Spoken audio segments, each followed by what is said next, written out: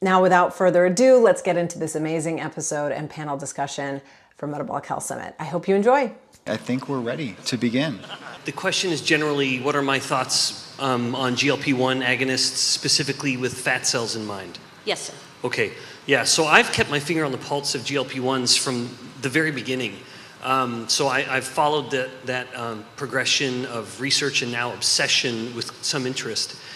So GLP-1, at the lowest doses, when we would just use it at a dose even roughly at or a little lower than Ozempic, with the anti-diabetic version, I had been kind of lukewarm to them because their primary mechanism of action was a glucagon inhibition, and for someone who's struggling with hyperglycemia, inhibiting glucagon was a good way to bring it down.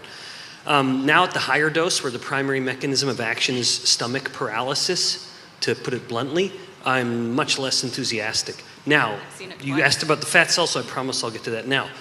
One of the mechanisms of improving insulin sensitivity from GLP-1s could be an induction of adipocyte hyperplasia. Now, I say could be because the main GLP-1 that's being used is a version called semaglutide, but one of its sort of sister versions Liraglutide has been shown to activate hyperplasia.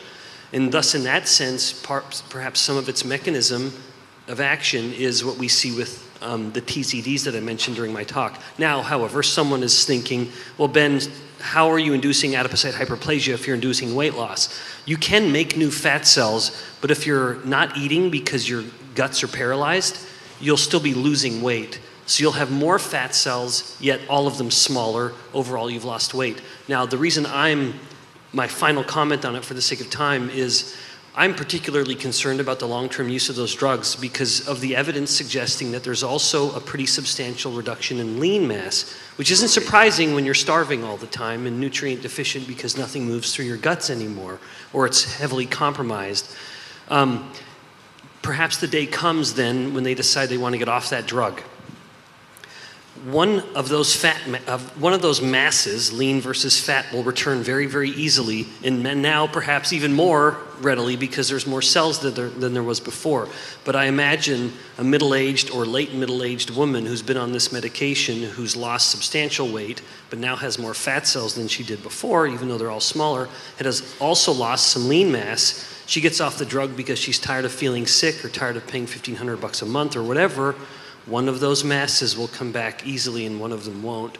So my thought on those drugs, as much as it seems like I'm just completely negative, my thought is if someone can use it on the lowest possible dose and couple it with a low-carb diet, then I think they're cooking with gas.